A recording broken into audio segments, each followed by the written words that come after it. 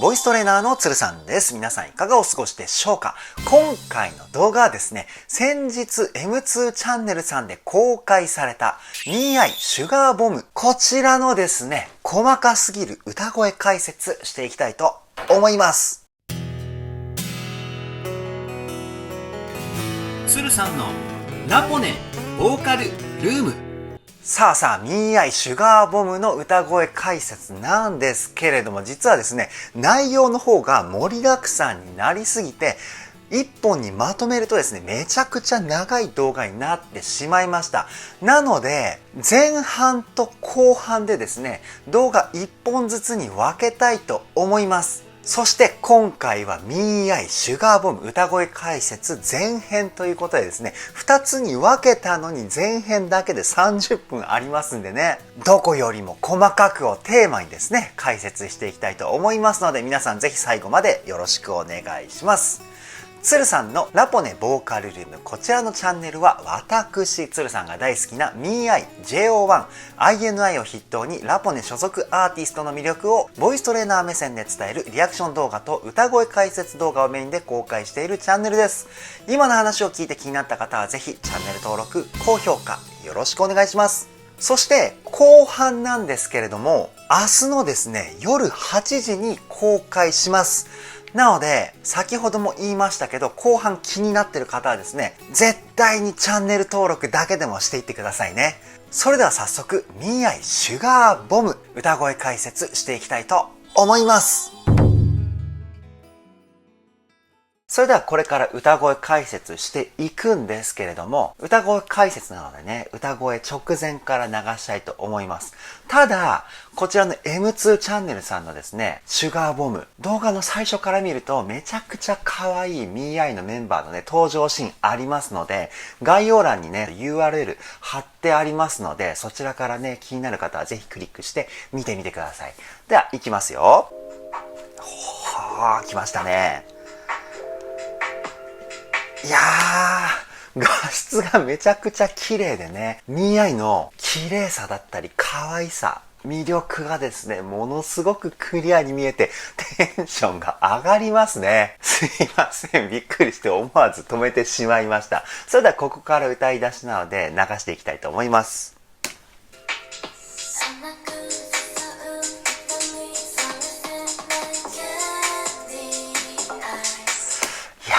とても素敵ですね。で、みゆさんの今のフレーズなんですけど、最初にですね、ちっちゃいエッジが入ってましたよね。エッジっていうのは何かというと、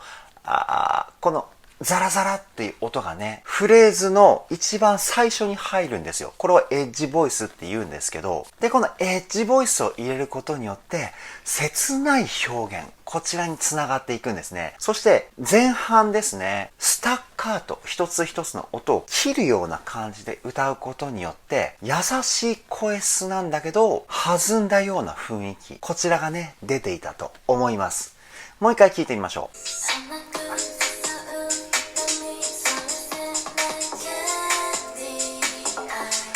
そして全体的にうっすらとウィスパーボイス、息の音も混ざっていたかな。ウィスパーボイスっていうのはこんな感じの声。要は声と息が同時に出ているような声ですね。これでフレーズ全体にね、空気感だったり優しい雰囲気、こちらを表現するような声で素晴らしいですね。じゃあ次いきますよ。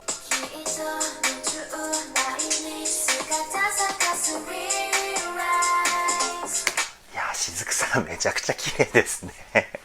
で、歌声もですね、とても素晴らしくて、歌ではですね、三大共鳴ポイントというものがありまして、肺の中の胸腔、口の中の口腔、そして鼻の中の鼻腔、この3つがあって、このそれぞれの割合をどのぐらい取るかによって歌声だったり声質、こちらは決まってくるんですけど、雫さんはですね、鼻の中、鼻腔、こちらを中心で声を作っているかなというふうに思いました。で、鼻腔をメインにするとですね、どういった声になるかというと、声が綺麗になったりとか、可愛らしいような歌声、こういったね、声質につながるんですね。確認してみましょう。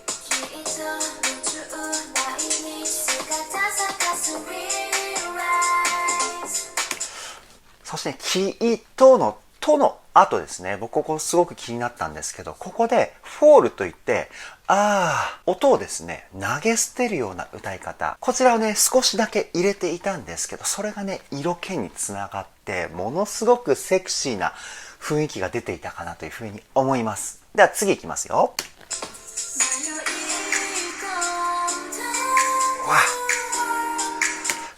すごいね。裏声のあたりからの音程がですね、非常に難しい。これ相当練習したんじゃないかな、ココナさん。で、ココナさんの歌声はですね、先ほど言った3つ、鼻、口、胸。この3つの中の口腔、口の中ですね。こちらをメインで声質を作っているかなというふうに思います。口腔をメインで使うと、歌を歌った時にですね、歌詞がものすごくクリアに聞こえてきたり、声質がですね、太くなりますので、大人っぽいような雰囲気、こちらが表現されるんですね。確認してみましょ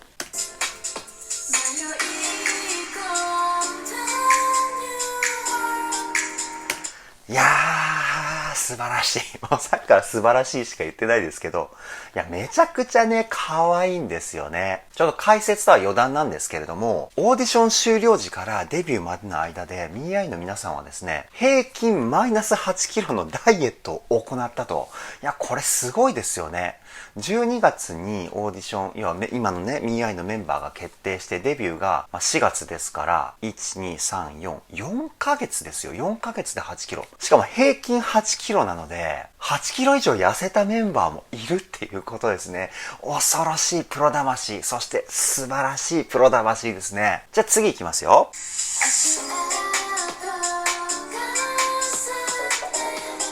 いや、桃奈さんの声ね、ウィスパーボイスがすごく強調されていて、声のね、透明感だったり空気感がものすごいですよね。ほんと神秘的な歌声っていう風な印象を受けました。そして、すいませんね、男性目線で、ちょっとね、変な風に聞こえてしまったら申し訳ないんですけど、ものすごくウエストが細い。ちょっと戻してみますね。ほら、これはね、やばいですね。もうモデルさん並みのスタイルなんじゃないかなという風に思います。さあ、桃奈さんの神秘的な歌声、もう一回確認しましょう。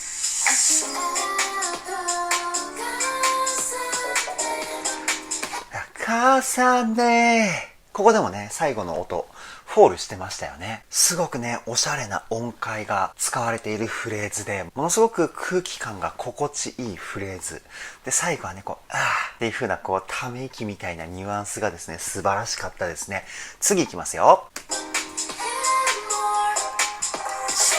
今はね、ワンフレーズ、リノンさんのパートだったと思うんですけど、すごく英語の発音が素晴らしいですよね。現代のですね、ポピュラーミュージックと言われるジャンル、J-POP もそうですし、K-POP もそうですし、クラシックとかオペラとか以外は全部ポピュラーミュージックに該当するのかなっていうのはですね、日本語の歌詞がものすごくハマりにくいっていう風な傾向があります。これはなぜかというと、もう言語の問題なんですよね。日本語っていうのは母音とですね、子音っていうのが言葉にはあって、子音がそこまで強調されない言語なんですけど、音楽的にはですね、この子音っていうのがものすごく重要で、子音の使い方によって歌のかっこよさだったり迫力が決まるって言ってもいいぐらい子音大事なんですよ。なので英語の発音がいいっていうのはですね、ものすごく歌を歌う上では有利なんですよね。なのでね、リノンさんの今の英語の発音、ものすごく気になってしまいました。素晴らしすぎます。もう一回聞いてみましょう。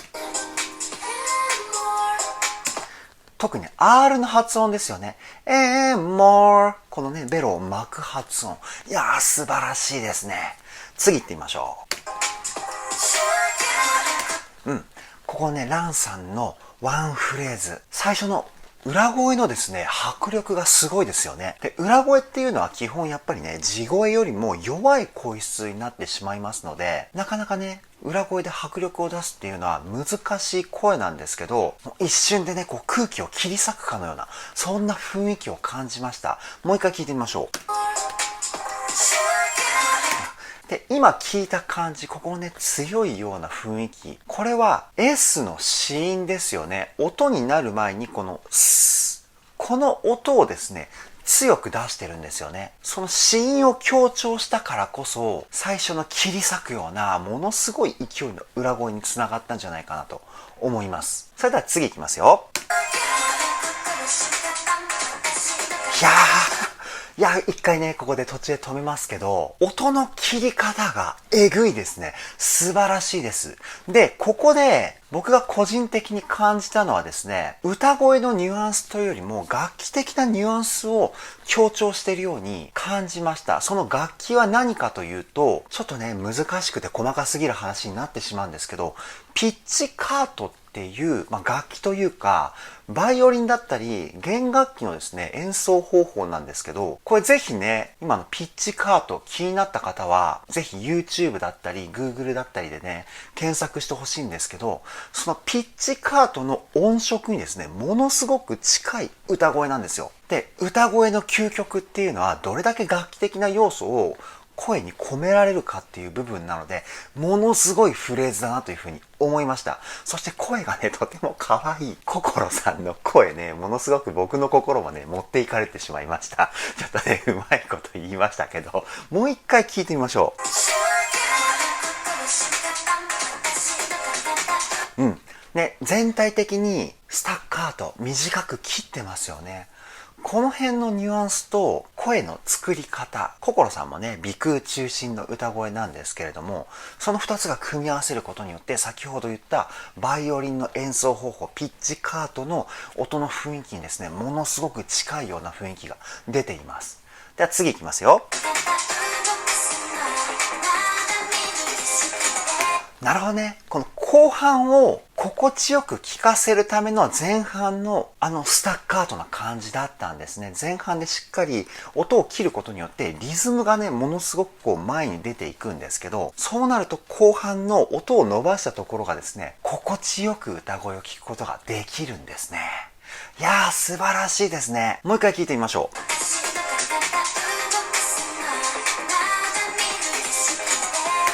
そしてね、笑顔がとても素敵ですね。今、ウインクしたのを気づきましたが、皆さんぜひね、M2 チャンネルさんの方で確認してほしいんですけど、めちゃくちゃ可愛いですね。もう歌声解説とミーアイの可愛さ解説みたいな感じになっちゃってますけど、じゃあ次いきますね。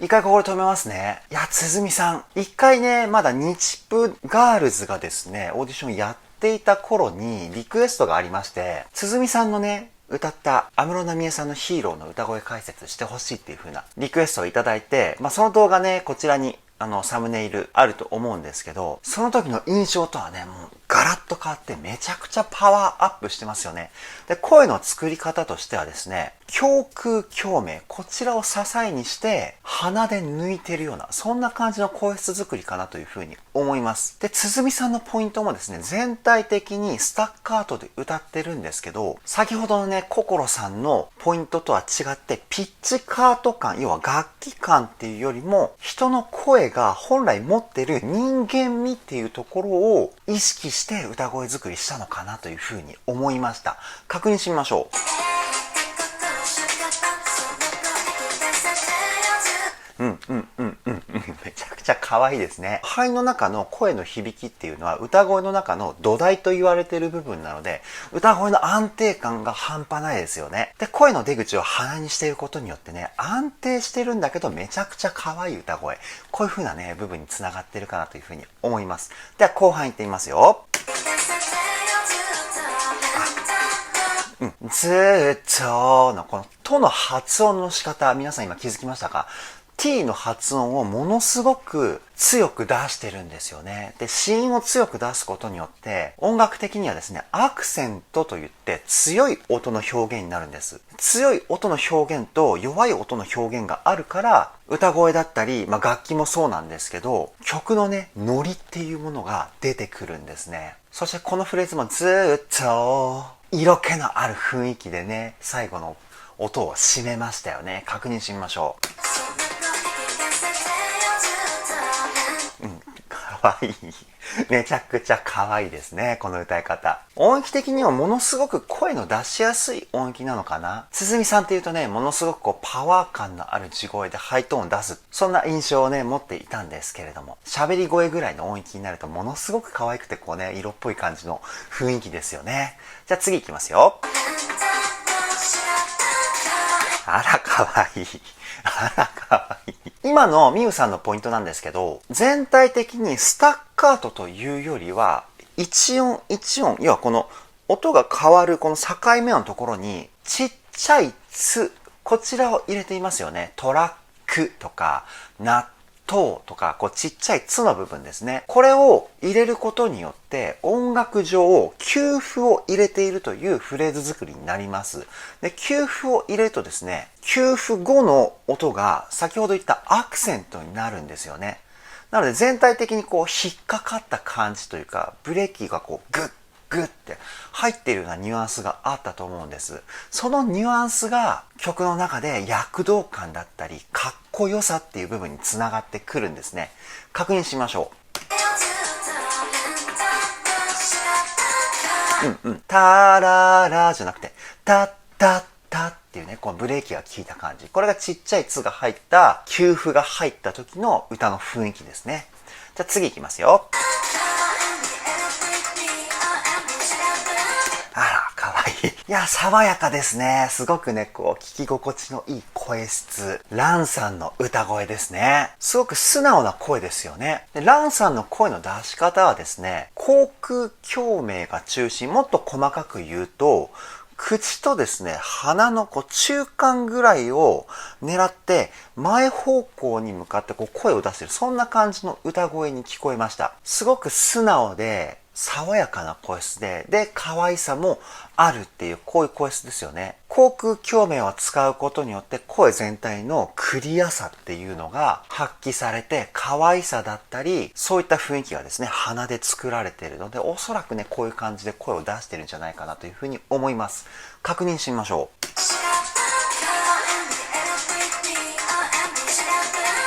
素晴らしい声ですね。いや、一人一人のね、声質の長所的な部分がですね、みんな違うので、聞いていてすごいワクワクしますよね。素晴らしい魅力を持ったガールズグループ、ミーアイだというふうに思います。では次行ってみますよ。さあ、鼓さんのこのコーラス的な部分ですかね。追っかけの部分というか、ものすごく可愛い声質ですよね。ここはですね、目立ってるのはバーンバーン、ここだと思うんですけど、ゆっくりやると、ダー、こういう感じで、しゃくりから始まってフォールでフレーズを締めるみたいな感じの歌い方になってます。なので、音がね、バシッと合ってるポイントもあれば、音が若干外れてるっていうポイントがあって、これがまあ、しゃくりとフォールの特徴でもあるんですけど、その部分がですね、ものすごく可愛いっていう雰囲気を表現してるんですよ。確認しましょう。フレーズの最後のね、フォールの部分は分かりにくい感じになってると思うんですけど、フェードアウトしながらのフォールみたいな感じになってたんで、目立ってたのは最初のね、こう、しゃくりの、バーン、ここの部分なんですけど、すごくこの音程が若干外れてるニュアンスがね、一瞬だけ入ってるポイントがめちゃくちゃ可愛いんですよね。じゃあ次行きますよ。いやー、めちゃくちゃ可愛い声ですね。全体的に裏声中心のミックスボイスという声を使ってると思います。ミックスボイスっていうのは地声と裏声の中間の声で、非常にね、コントロールが難しい声なんですけど、これができるようになるとですね、まず一番のメリットは、裏声の最高音まで地声のニュアンスを使うことができるので、高い声で声が出ないっていう部分で苦労することがなくなりますね。で、高い音域でも、今度は裏声のニュアンスで声を出すことができるので、力まずに高い声を出すことができるんですよ。なので、現代の歌い手にとって必要不可欠と言われる、ボーカルテクニックだったりするんですけど、今のポイントは、その裏声をメインで使ったタイプのミックスボイスじゃないかなというふうに思います。裏声が7割に対して、地声が3割ぐらい、こんな感じの割合なんじゃないかなというふうに思います。確認してみましょう。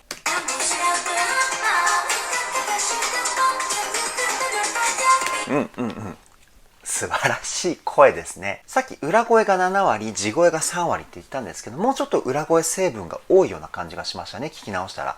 裏声が8割の地声2ぐらいの感じかな。全体的にものすごい優しい雰囲気がですね、出ていたと思います。で、すずさんのこのプリンセス感がものすごく素敵ですね。ちょっと戻してみようかな。ほら。なんかお姫様みたいな雰囲気がね、ものすごく素敵だなというふうに思います。では次いきますよ。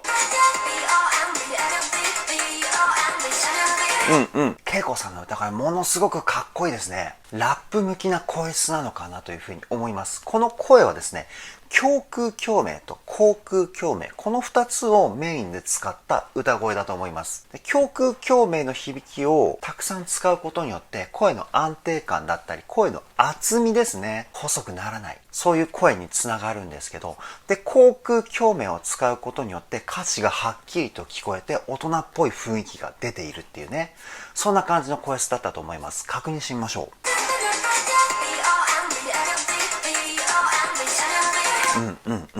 すごくね、聞き心地がいい声ですよね。やっぱり、ね、安定してる声質って聞き心地がめちゃくちゃいいですよね。でね、恵子さんの笑顔が素敵ですね。ちょっと戻しますよ。ほら、めちゃくちゃ素敵な笑顔ですね。もう恵子スマイルっていうね、なんかワードができてきそうですけども、今後。そのぐらい素敵なね、笑顔だと思います。じゃあ次いきますよ。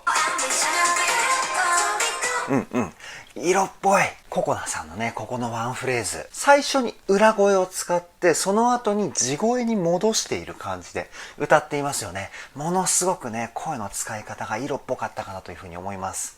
確認してみましょう。地声にした時のね、声の出し方がものすごくセクシーですよね。大人っぽい雰囲気がものすごくね、溢れ出していたかと思います。じゃあ次いきますよ。しずくさんもここは裏声メインのミックスボイスを使ってますよね。もう声のほとんどを鼻で作ってるような、そんな感じの歌声。この声の出し方はですね、鼻に注意が行きがちなんですけれども、しっかりとした腹式呼吸、歌の基礎ですよね。ここができていないと喉声っぽく聞こえてしまうので、しっかり基礎を学んでいない人がやるとものすごく危険な発声法なんですけど、ただすごくね、魅力的な声質に聞こえたじゃないですか、今のしずくさんのポイント。これはね、圧倒的な基礎力。これが身についている証拠なんですよね。相当練習してると思いますよ。もう一回聞いてみましょう。すごく聞きやすい声ですよね。いやー、すごいですね。じゃあ次いきます。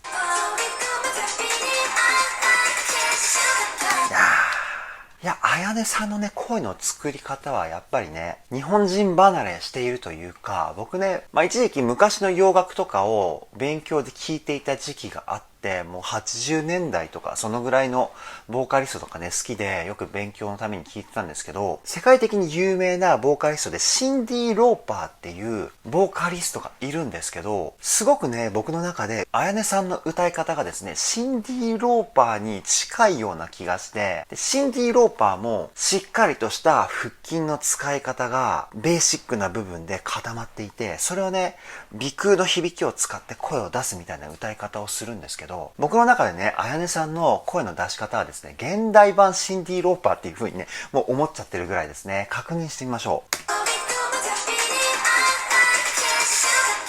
う。で、声の出し方としては、しっかり腹式呼吸でですね、息を吸って、腹筋の力を使って、そのままですね、この鼻の小鼻のあたりまで声が上がってくるようなイメージで、そこから前方向に向かって声を出す。こんな感じのイメージだと思います。非常にね、細かい説明の仕方をしてしまったというふうに思うんですけど、コメントでね、あやねさんの声の出し方を教えてくださいみたいなコメントがあったのでね、ちょっとね、細かく説明してみました。参考になったら嬉しいなというふうに思います。では次いきますよ。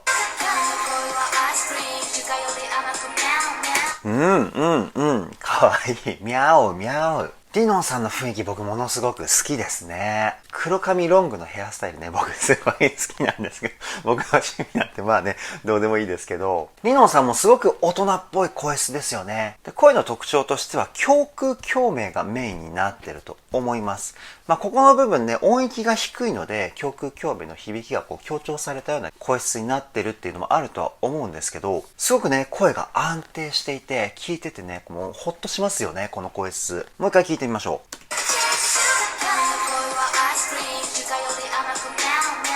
で、胸腔が中心の人っていうのは、声がね、大人っぽくなったり、声が太くなったりする反面、言葉が聞き取りづらくなるっていう特徴を持った人結構いるんですけど、リノンさんの言葉はめちゃくちゃクリアに聞こえますよね。これはどういうことかというと、言葉の子音をですね、ものすごく強調して歌ってるんですよね。これを行うことによって、安定した胸腔共鳴の声の出し方をやっても、声だったり言葉がですね、埋もれることなくはっきりと聞こえてくるんですよね。もうプロの技術ですよね。じゃあ次行きますよ。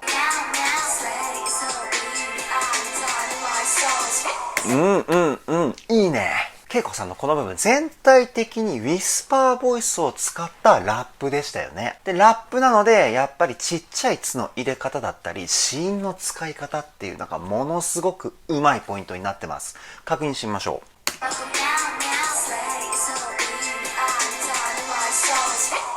う。そうスイッここのね、ちっちゃい「つ」最後の休符がね、めちゃくちゃ可愛いですよね。いやー、ワクワクが止まらないですね。ミーアイ素晴らしすぎます。じゃあ次行きますよ。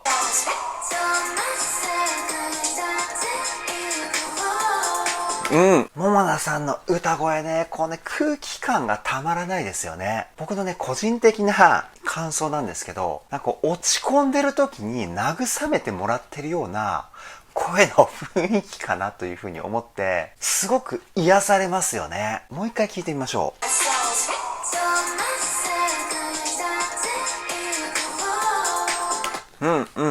この声どうやって出してるのかなどうやって出してんだろう。まあね、鼻に声を入れてるのは確実なんですけど、僕が想像するにですね、音域は、まあ割とね、低いんですけど、まあ低いって言っても、女性が日常会話で会話をするぐらいのトーン、まあこのぐらいの音域かなっていうふうに思うんですけど、大体このぐらいの音域って、多くの人はやっぱり地声を使っちゃうんですよね。ただ、ももなさんの場合は、この辺の低い音域から裏声メインのミックスボイスを使ってるんじゃないかなというふうに僕は推測します。じゃないとね、この声のパワー感だったり雰囲気っていうのは僕の中ではちょっと説明できないかな。だからおそらくね、裏声メインのミックスボイスに息の音を多めに混ぜたウィスパーボイス、この組み合わせなんじゃないかなというふうに思います。確認してみましょう。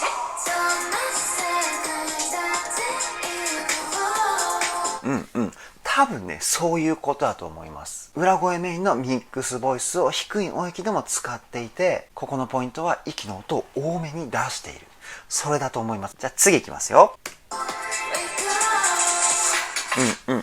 We go! 最後の go のね、音階の流れ、難しいですよね。go! ここね、最後、一瞬、ビブラートをしながら音階を歌うっていうテクニックですね。これ R&B のフェイクとかでよく出てくるようなテクニックなんですけど、そちらがね、一瞬使われていたかなというふうに思います。確認してみましょ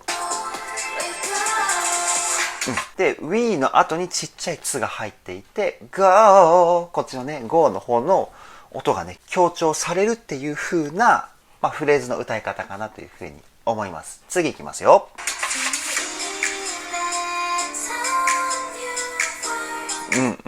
やっぱね、ここね、難しいんですよね。ニューワーのところの音階ね、すごく難しいんですけど、ここのポイントは全体的にこう聞かせるような感じですよね。優しく歌って、音もね、一つ一つをこう長く、ギリギリまで伸ばしたような歌い方だったかなというふうに思います。確認しましょう。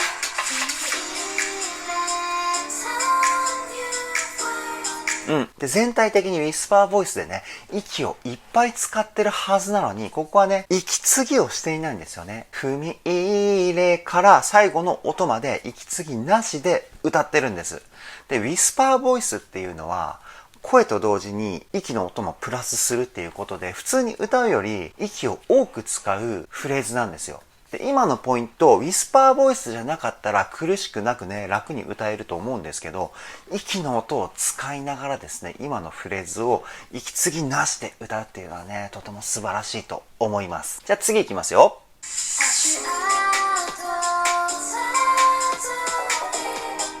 全体的に子音の使い方が英語っぽかったかなというふうに思います。さとりとか、この辺とかね、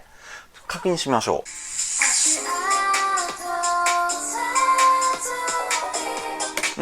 う。ね、ちょっと英語っぽいような子音の使い方をしてましたよね。この子音の使い方をですね、日本語の歌詞でもすると、曲にですね、しっかりとこうノリが出てくる歌になるんですね。じゃあ次いきますよ。いいね。いいね。今の歌い方ね、すごく色っぽかったですね。ポイントはウィスパーボイスと最後の音のフォールですよね。この2つが今の色っぽさを作っていたんじゃないかなというふうに思います。確認しましょう。いやー、素晴らしいですね。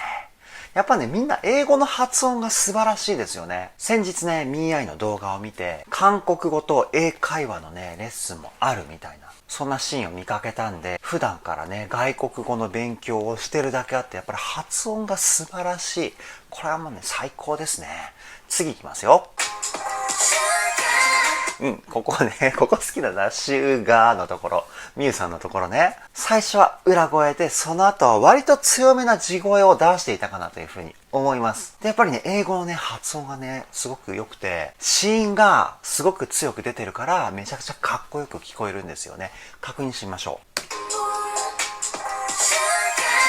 う。ガーの後のね、若干のフォールもね、めちゃくちゃ可愛いですよね。次いきますよ。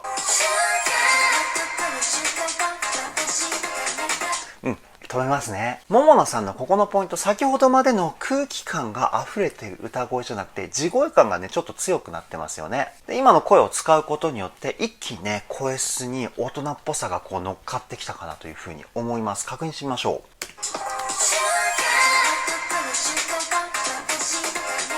ウィスパーボイスがなくなったことによって、歌詞がはっきりと聞こえますよね。で、言葉がね、はっきり聞こえてくると、感情表現とかもね、しやすくなってきますんで、そういった歌い分けなのかな。桃奈さんのね、多彩さが伝わってくるポイントだったかなというふうに思います。じゃあ次いきますよ。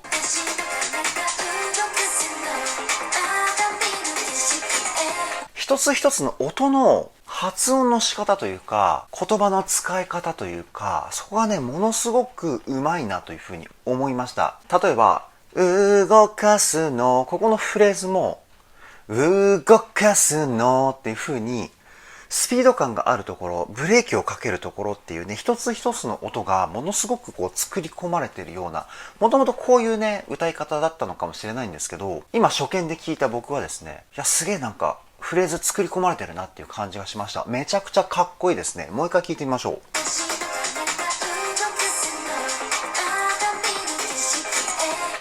躍動感がね、ものすごいんですよね。ブレーキをかけるところはしっかりブレーキをかけて、で、音を聞かせるところはしっかり聞かせるっていうね、この短いフレーズの中で段落がいくつもあったかのような、そんな感じに聞こえました。じゃあ次いきますね。